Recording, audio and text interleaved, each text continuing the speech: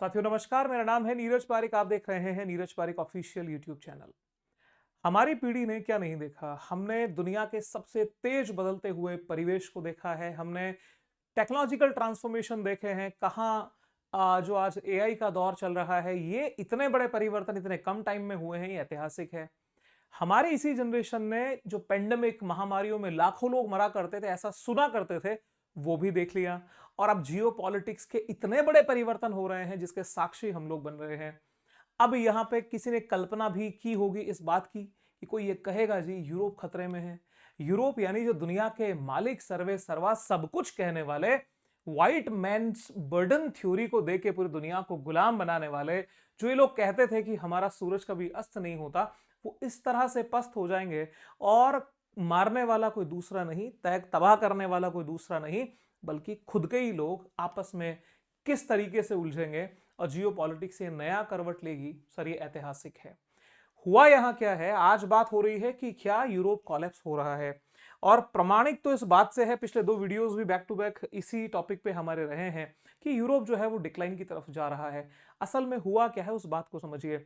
Europe की मूल रूप में आर्थिक स्थितियां अच्छी नहीं है। यूरोप की जो कंडीशन है, इकोनॉमिक कंडीशन, बिकॉज हम पहले भी ये बात बोलते आए हैं कि अर्थव्यवस्था यानी पैसा उस देश की रीढ़ की हड्डी है। चाहे वो देश कोई भी क्यों ना हो, फिर वो चाहे अपने आप को सेकुलर कहे, फिर या तो वो अपने आप को कम्युनल कहे, किसी एक पर्टिकुलर रिलीजन के बेस पे जाए, फिर वो लेफ्टिस्ट हो चाहे फिर वो राइटिस्ट हो। आज के टाइम में कैपिटलिस्ट बेस हर देश की जड़ बन चुका है और गिरती हुई अर्थव्यवस्थाएं बड़े बड़े परिवर्तन ले आती हैं।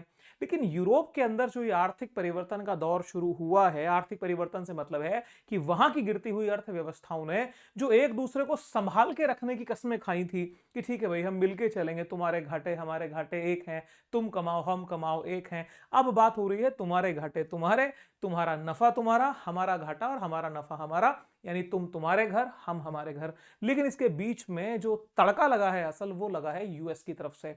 डोनाल्ड ट्रंप जो कि अपनी डिफरेंट काइंड ऑफ पॉलिटिक्स के लिए फेमस है, क्योंकि कोई भी देश का राष्ट्रपति अपने राष्ट्र के हित को प्रायोरिटी देगा, वही ये आदमी ने काम किया इस कॉन्टेक्स्ट में कि अब जब से इनका सिक्योरिटी वाला डॉक्यूमेंट आया है, एनएसएस जिसको बोल रहे हैं, न्यू सिक्योरिटी स्ट्रेटजी, उसके बाद तो यूरोप में बड़ी हलचल मच गई।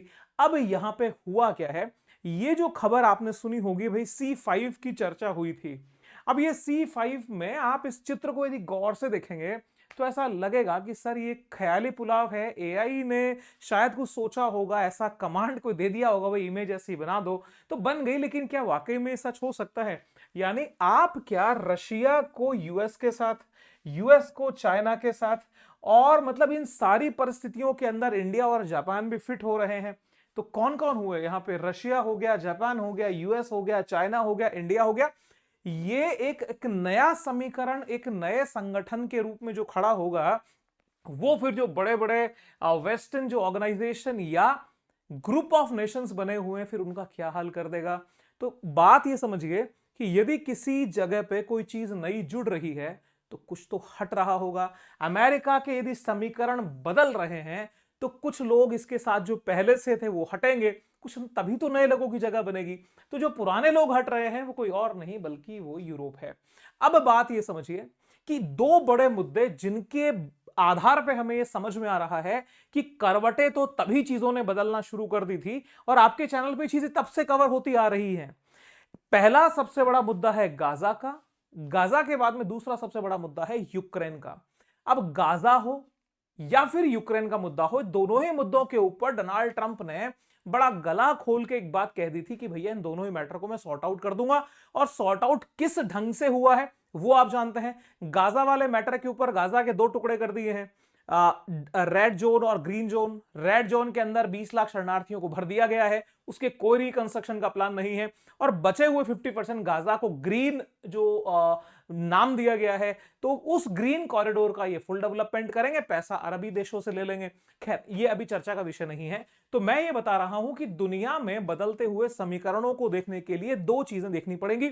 एक हमारा जो ये गाजा वाला मैटर है, दूसरा यूक्रेन वाला मैटर। शुरुआत पहले गाजा वाले इशू से करते हैं। जब गाजा का मैटर बहुत पीक पे चला गया था, जिस समय पे हमास वर्सेस जो इजराइल की जो फाइट है वो अपने क्लाइमेक्स पे थी, इसी के बीच में ईरान से भी फाइट शुरू हो गई थी और बैक टू बैक इजराइल ने जो रिटेलिएशन किया था, तो साउथ अफ्रीका से एक वॉइस जो बहुत पहले से चली आ रही है against Israel, because south Africa ने ऑफिशियल, वहां की गवर्नमेंट ने इंटरनेशनल कोर्ट ऑफ जस्टिस में कि केस इन्होंने डाला हुआ है अगेंस्ट इजराइल कि भाई ये जो है ये अब मानवाधिकार का हनन है और ये जगह फिलिस्तीन को मिलनी चाहिए। कारण, ये बात समझिए कि जो नेल्सन मंडेला थे, नेल्सन मंडेला ने इस बात को रखा था कि जब तक फिलिस्तीनियों को उनका जो जगह है वो नहीं मिल जाएगी तब तक साउथ अफ्रीका की आजादी को वास्तविक आजादी नहीं माना जाएगा। ऐसा उनका वहां की फिलॉसफी है। तो ये दौर, ये तो खैर बात बहुत पुरानी हो गई, लेकिन इसी बात के चलते हुए फ्रांस ने क्या किया था, गाजा के इस मुद्दे के ऊपर फिलिस्तीन को मान्यता देने की बात कही थी कि भाई अब फिलिस्तीन को अब हम मान्यता देंगे। अब जब ये बात फिलिस्तीन को मान्यता देने की आई तो फ्रांस एक नेटो नेशन है, France is also part of EU. France के और जो अमेरिका के रिलेशंस हैं वो बहुत अच्छे, तो हम यूं नहीं कह सकते कि बहुत ही ब्यूटीफुल है, लेकिन हाँ बहुत खराब भी नहीं है। लेकिन जैसे ही फ्रांस ने ये बात कही तो फ्रांस की वो अकड़ जो थी वो सामने आ गई थी कि यूएस की हर बात में दादागिरी को नहीं सहा जाएगा। अब बात आप ये समझिए कि जब फ्रांस ने ये बात कही तो फ्रांस ने एक तरह से उस क्रांति को एक कदम आगे बढ़ा दिया कि बाकी देश जो जो अमेरिका की फिलॉसफी से एग्री नहीं कर रहे थे वो सारे फ्रांस की हाँ में हाँ मिलाने लगे। और आश्चर्यजनक रूप से देखिएगा, ये सारे वो देश जो यहां पे गाजा के मुद्दे पे, इजराइल फिलिस्तीन की फाइट में फिलिस्तीन के साथ खड़े हैं, यही देश रशिया और यूक्रेन के मुद्दे पे यूक्रेन के साथ खड़े हुए आप उन्हें पाएंगे। अब आप देखना सर समीकरण कहां बन और बिगड़ रहे हैं।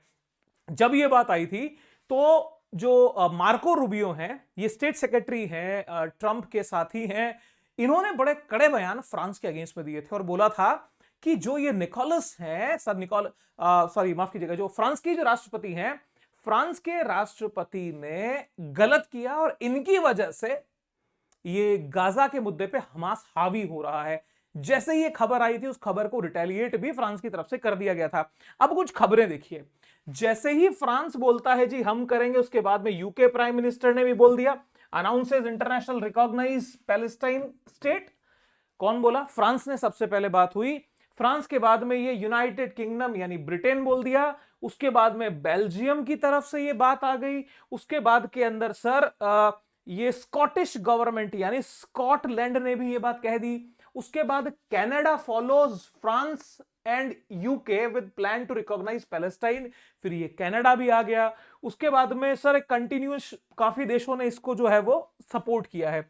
तो कुल मिलाकर के फ्रांस के साथ में यूके का आना, फ्रांस की ही बात में कनाडा का हाँ बोलना, उसके साथ में जो बेल्जियम की एंट्री मारना, स्कॉटलैंड की एंट्री मारना, स्पेन का एंटर हो जाना, ये सारी बातें क्या दर्शा रहा है कि अमेरिकन पॉलिसी से यूरोप में पहले ही फ्रिक्शन पड़ चुका था और एक जो गाजा वाले मैटर ने इस बात को और इंटेंसिव कर दिया।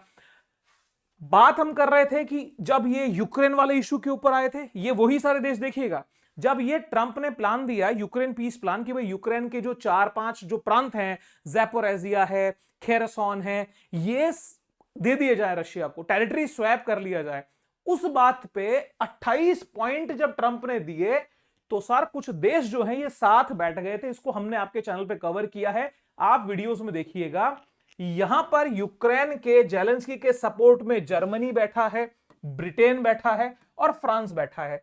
कुल मिलाकर के इन लोगों ने मिलकर के पॉइंट बनाए 20 और कहा कि लो जी ये सबमिट कर दो, आप जाकर के ट्रंप को कह दो कि 28 बातें हम नहीं मानेंगे, ये हमारा पीस प्लान नया आप ले लीजिए। कुल मिलाकर के ये लोग इस बात के खिलाफ थे कि जो टेरिटरी को सरेंडर करने वाली बात है ये नहीं होनी चाहिए, क्योंकि कल को यदि यूक्रेन के मुद्दे पे रशिया को छूट दे दी तो ये हमारी छाती पे चढ़ के नाचेगा, हमें परेशान कर देगा। तो यहीं से सर ये फ्रैक्शन तो इस मुद्दे पे नजर आ रहा था। ये वही देख लीजिएगा, ये वही देश है सारे। आगे यूएस की तो सर बोला ना, स्पेन को वेलकम किया फ्रांस ने, और उसी निर्णय पे अमेरिका जो है वो गुस्सा हुआ स्पेन के ऊपर, क्योंकि ये सारी बातें उस फिलिस्तीन के मुद्दे पे चल रही हैं। Marco Rubio slams France plans. देखिए रूबियो बोला US want France on Israel West Bank annexation moves. तो कुल मिलाकर के गाजा के मुद्दे ने फर्स्ट डिवाइडेशन क्रिएट कर दिया था और उसी को कहते हैं कि पूर्णाहुति देने का काम ये यूक्रेन का मुद्दा कर रहा है।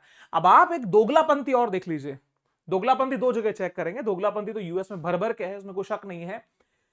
यूक्रेन और रशिया के वॉर पे दुनिया को लेके कुछ और नजरिया है, इंडिया को लेके कुछ और नजरिया है, चाइना को, ब्राजील को, साउथ अफ्रीका को, ईरान को, अदर नेशंस जितने हैं बाकी, स्पेशली ब्रिक्स के साथ में जो खड़े हैं, उनको लेके अमेरिका का नजरिया बहुत अलग है। बिकॉज अमेरिका अपनी इकोनॉमी को अनसेफ, अनसिक्योर मान रहा है कि यदि ब्रिक्स खड़ा हुआ तो परेशानी में पड़ जाएंगे। इस वजह से सर हम पे परेशानियों के बोझ लाद दिए, लेकिन मामला और कहीं कुछ और भी चल रहा था। अब ये खबर क्या आई जिसके ऊपर आज का मेजर डिस्कशन बेस करता है, ये टाइम्स ऑफ इंडिया की खबर है, ठीक है। Will Trump pull Italy, Austria, Poland and Hungary from EU. मतलब कि क्या ट्रंप जो है वो यूरोपियन यूनियन से इटली, ऑस्ट्रिया, पोलैंड और हंगरी को अलग कर देंगे। अब यहां अलग करने के मायने बहुत अलग हैं।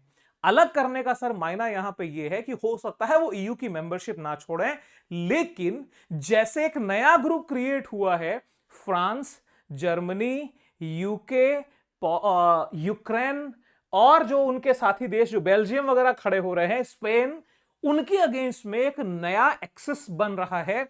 वो है यूएस के सपोर्ट में इटली, ऑस्ट्रिया, पोलैंड, हंगरी और उसके बाद में कुछ और नए जुड़ते हुए देश भी आ जाएंगे। तो हो क्या रहा है, अब यूरोप यानी वेस्टर्न यूरोप में ही जो एक आइडियोलॉजी, एक अंब्रेला के नीचे चलने वाले, जीने मरने की 7 जन्मों तक कस्में खाने वाले लोग अब 2 धड़ों में बट रहे हैं, और it is the collapse of EU. और ऐसा होगा ये भारत के जबरदस्त हक में और हित में है, देखेंगे कैसे। इसके अलावा सर द नेशनल में भी खबर इस तरह की कवर हुई है कि जो डिकेड्स ऑफ डिवीजन की बात है कि दशकों से सर ये प्रक्रिया चल रही है, अब अपनी पूर्णाहुति की तरफ है। सबसे इंटरेस्टिंग एक आज की 13 दिसंबर की खबर है, द ब्रुसेल्स टाइम्स करके न्यूज़पेपर है, वहां लिखा है US wants to persuade 4 countries. 4 countries कौन से हो गए जो आपको बताया, पोलैंड, इटली, माफ कीजिएगा कौन से हुए, पोलैंड, इटली, यूक्रेन और नाम कौन सा रह गया भाई, यस, हंगरी एंड ऑस्ट्रिया। तो कुल मिला के देखें, to leave EU leaked file suggestions suggest. तो कुल मिला करके बात में कहीं तो दम है, बात कहीं तो गहरी जा रही है। अब आप एक एक करके इन देशों को देखिए। ये है विक्टर ऑर्बन, ये चेहरा देख लीजिएगा सर, ये विक्टर ऑर्बन है और ये विक्टर ऑर्बन हंगरी के प्राइम मिनिस्टर हैं। बीते 14-15 साल से गद्दी पे बैठे हैं, लंबा शासन इन्होंने अपने प्रधानमंत्रित्व काल जो है वो हंगरी में बिताया है।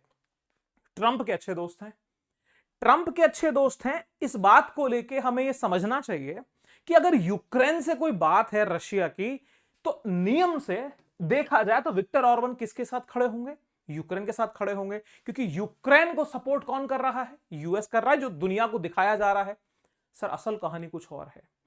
जिस समय पे रशिया और इनकी यूक्रेन की फाइट पीक पे चल रही थी, तो यूक्रेन ने अटैक किया था रशिया से उन पाइपलाइन की सप्लाई पे अटैक किया जो ईयू के नेशंस को, नेटो नेशंस को तेल की सप्लाई कर रहे थे। उनमें से 2 देश है मेरे दोस्तों, एक है यहां पे स्लोवाकिया, ये भी यूक्रेन से टच होता है, एक है हंगरी, ये भी यूक्रेन से टच होता है। इन दोनों देशों के ही समस्या बड़ी गंभीर हो गई थी, क्योंकि ड्रुज़्बा पाइपलाइन एक है, उस पर Russia Druzhba pipeline under attack, Zelensky ने भयंकर अटैक किया और पाइपलाइन को तबाह कर दिया था। उसके बाद में यहां पे पीटर सिज़ेरेटो, ये वहां के मंत्री हैं हंगरी के, उन्होंने एक पोस्ट लिखा। इस पोस्ट को पढ़ेंगे तो आपको समझ में आएगा कि नेटो नेशन होने के बावजूद हंगरी किस हद तक डिपेंडेंट था रशियन ऑयल पे। यहां पे लिखा है Ukraine has once again attacked on oil pipeline leading to Hungary cutting off supplies, this latest strike against our energy security. ध्यान से सुनिएगा sir, this latest strike against our energy security is outrageous and unacceptable. मतलब हम बर्दाश्त नहीं करेंगे, ये हमारी ऊर्जा सुरक्षा के खिलाफ है। अब भाई आश्चर्यजनक रूप यह है कि नेटो नेशन, सदस्यता लिया हुआ देश, रशिया के तेल पर निर्भर है, उसकी एनर्जी सिक्योरिटी खतरे में आती है, और हिंदुस्तान जो सदियों से, सदियां तो खैर मैं ज्यादा बोल गया, दशकों से रशिया का दोस्त है, अगर हमारे रिलेशन अच्छे हैं और हम वहां से हमारी एनर्जी सिक्योरिटी को प्रोटेक्ट करने के लिए ऑयल परचेज करते हैं, वो उनके पेट में मरोड़ पैदा कर देता है। तो दोगलापन का तो हद है ही। बाकी ये बता रहे हैं कि देखो रशिया के डिप्टी एनर्जी मिनिस्टर से हमारी बात हुई है, वो कह रहे हैं कि एक्सपर्ट्स जो है वो वर्किंग कर रहे हैं, जल्दी इसको रिस्टोर कर देंगे। तो चलो, इसकी सप्लाई कट गई, इसको तकलीफ हो सकती है। अमेरिका को क्या बोलना चाहिए? देखा जाए तो अमेरिका को बोलना चाहिए, विक्टर ऑर्बन ये कौन सा तरीका है? नाटो नेशन होते हुए आप रशिया से ऑयल ले रहे हो। हम मर गए थे क्या? हमसे तेल खरीदो, हम आपको तेल दे देंगे, परेशान होने वाली बात नहीं है। शाबाश जेलेंस्की, तुमने जो किया अच्छा किया। यहां पे मामला कुछ और था। ये बाकायदा लेटर जो है उनकी हैंडराइटिंग है, रियल ट्रंप ने लिखा है विक्टर, दोस्त को कह रहे हैं, Victor I do not like hearing this, मुझे सुन के अच्छा नहीं लगा। I am very angry about it, मुझे बहुत गुस्सा आया इस बात के ऊपर। टेल स्लोवाकिया, स्लोवाकिया को भी कह देना क्या, you are my best friend Donald Trump. मेरे दोस्तों, हाथी के दांत खाने के और दिखाने के और। हिंदुस्तान के लिए 25% टैरिफ लगाया जाता है और यहीं पे नाटो नेशन की जो तेल की सप्लाई कटती है, तो इन दोगलों के कुछ और बयान निकलते हैं और उसी का परिणाम यह होता है कि फटकारा जाता है जेलेंस्की को कि तुमने ये बदतमीजी की तो की क्यों। लेकिन हिंदुस्तान के मुद्दे पे मामला कुछ और है। उसी को सरकेस्टिक वे में एक न्यूज़पेपर ने कवर किया था। लिखा है, आफ्टर बीइंग एंग्री, क्योंकि हिंदुस्तान जब पेट्रोलियम की बात करता था ना, तो अमेरिका बोलता था कि I am very angry. Trump ने कहा था angry, I am very angry. तो लिखा है, after being angry at India for buying Russian oil, Trump is now very angry at Ukraine for disrupting Russian oil supply to Europe, Russian oil supply to Europe by bombing a pipeline. कितना बड़ा कटाक्ष। भारत ने तेल खरीदा तो America Bharat पे गुस्सा है, और तेल की सप्लाई, उसी तेल की सप्लाई को यूक्रेन ने काट दिया तो अमेरिका उस पर बहुत ज्यादा गुस्सा है कि बेवकूफी तूने की क्यों। तो भैया बड़ा बेवकूफ कौन है, समझिए, कमेंट में लिखिए, बताइए। दूसरा देश आता है हंगरी। ये है एंड्रेस डूडा। एंड्रेस डूडा अभी राष्ट्रपति नहीं है, ये जून में इनका कार्यकाल खत्म हो गया, नए राष्ट्रपति आ गए। इन्होंने बगावत की शुरुआत सबसे पहले की थी। इन्होंने ही मना किया था सबसे पहले कि भैया मैं मेरा जो देश है पोलैंड से मैं अभी हथियारों की सप्लाई यूक्रेन नहीं होने दूंगा, क्योंकि हमें कोई कुछ समझ ही नहीं रहा है। ठीक है, इसको हमने अपने चैनल पे कवर भी किया था। अब यहां क्या हो चुका है, नए राष्ट्रपति आ गए हैं। नए राष्ट्रपति का नाम है करोल नवोक्री। ये करोल नवोक्री जो है ये राइट विंग के मतलब सदस्य माने जाते हैं, दक्षिणपंथी विचारधारा है, तो ट्रंप के साथ में अलाइनमेंट प्रॉपर है। दूसरी तरफ आप देखेंगे कीर स्टारमर दक्षिणपंथी विचारधारा में जुड़े हुए हैं, जॉर्जिया मेलोनी दक्षिणपंथी विचारधारा जुड़े हुए हैं। तो दुनिया में राइट विंग का एक तरह से ग्रुपिंग डेवलप होना शुरू हो गया है। तो यहां पे यूक्रेन को सैन्य सहायता देना जारी रखना चाह रहे हैं, परंतु वे नाटो और ईयू में यूक्रेन की फास्ट ट्रैक सदस्यता का विरोध करेंगे, ऐसा इनके मैनिफेस्टो में आया था। तो दूसरा देश हमने कवर कर लिया, पोलैंड। हंगरी देख लिया, पोलैंड देख लिया, जॉर्जिया मेलोनी। हिंदुस्तान में तो खैर इनसे सब वाकिफ हैं, बच्चा बच्चा वाकिफ है। इतने वीडियोस, इतने मेम्स इनके हिंदुस्तान में पॉपुलर हैं, शायद इटली में नहीं होंगे। मैडम के साथ में सीन ये है कि ये राइट विंग राइटिस्ट आइडियोलॉजी की लेडी हैं। इटली में अभी बड़े प्रोटेस्ट हुए थे गाजा के मुद्दे को लेकर के, और ये बड़ी एकदम स्ट्रेट थी इस बात को लेकर कि हम इजराइल के साथ खड़े हैं, अमेरिका के साथ खड़े हैं, किसी तरह का जो इटली है वो सपोर्ट उनको करने वाला नहीं है। यहां पे टेंशन एक और है कि अमेरिका के प्रतिद्वंदी के रूप में यूरोप में जो फ्रांस डेवलप हो रहा है वो इनको पसंद नहीं है। बहुत सारे फोटोज जो हैं वो इनके वायरल हुए थे, इनके जो फेशियल एक्सप्रेशन और जेस्चर थे वो कोट हुए कि भैया आखिर में फ्रांस से इतनी चिड़ क्यों है। तो फ्रांस को काउंटर करने के लिए ये अमेरिका के साथ निश्चित रूप से रहेंगी। एक तस्वीर मैं आपको दिखाता हूं।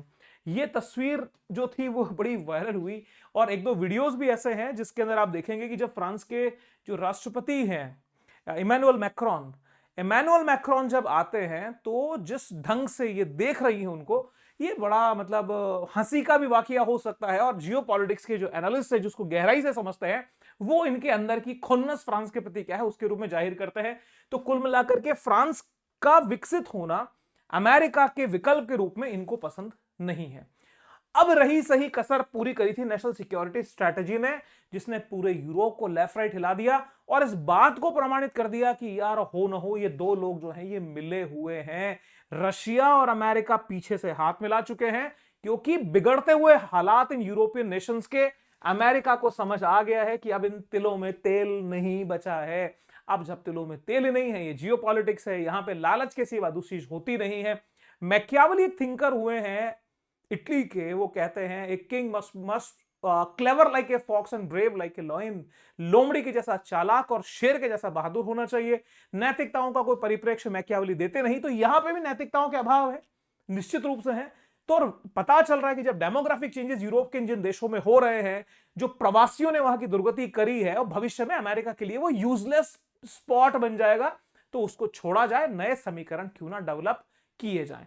अब यूक्रेन उनकी बलि भी लगे तो अमेरिका को तकलीफ कहां है, किस चीज में तकलीफ है? क्योंकि अपना काम बनता, भाड़ में जाए जनता, फर्क अमेरिका को कतई नहीं पड़ता।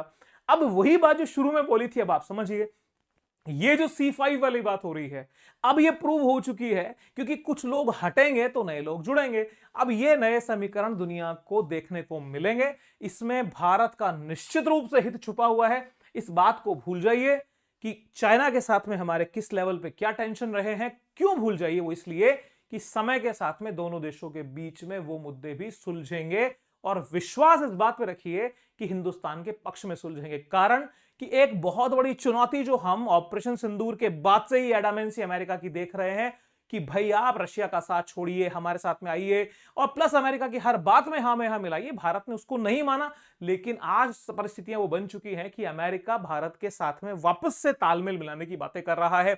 ये वही इतिहास है जब क्लिंटन के दौर में हमने धमाके किए थे 98 में, और उसके बाद में वापस वही लोग हिंदुस्तान में आए, और at the end civil nuclear deal America ने करी, उस शर्त पे कि हमने नॉन न्यूक्लियर प्रोलिफरेशन ट्रीटी पे सिग्नेचर नहीं किए, फिर भी सिविल न्यूक्लियर डील हुई। 123 एग्रीमेंट या हेनरी हाइड एग्रीमेंट जिसे कहते हैं, जानिएगा सर उसके बारे में, कोई बहुत इंटरेस्टिंग है। तो अमेरिका के साथ में थोड़ा अड़के रहिए, तो झुकाव निश्चित रूप से वहां आ जाएगा। तो भारत का जो निर्णय है रशिया के साथ में अपने रिलेशंस को उसी प्रकार से प्रगाढ़ किए आगे बढ़ने का, ये हक में है, फेवर में है, क्योंकि अमेरिका को भारत की जरूरत ज्यादा है। अगर वो चाइना को भी कुछ बैलेंस करना चाहेगा तो क्वाड में हिंदुस्तान का उसके पास में कोई विकल्प नहीं है। और रही बात रशियन डिप्लोमेसी की, तो वो तो अपने आप में एक सर मास्टर लेवल का इन्होंने काम किया है, दुनिया के सारे समीकरण इन्होंने बदल दिए हैं। आपके विचार क्या है इस टूटते गिरते पड़ते यूरोप को लेकर के? और एनालिसिस में वाकई में आपको दम लगा है तो आपका सब्सक्रिप्शन हमें चाहिए, सब्सक्राइब करिएगा, कोई पैसा नहीं है, वीडियो लाइक और एक अच्छा सा कमेंट, जिससे मेरा, आपके छोटे भाई, आपके दोस्त का उत्साह बढ़ सके और कुछ हम नया करने के मोटिवेशन में आ जाए। साथियों, फिर मुलाकात किसी और वीडियो में। ऐसे ही वीडियोस आपको मिलते रहें, सब्सक्राइब करके जाइएगा, नोटिफिकेशन पे बेल आइकन दबा दीजिएगा, नोटिफिकेशन आए वीडियो देखिए। Thank you very much, wish you very happy learning. जय हिंद, बाय बाय।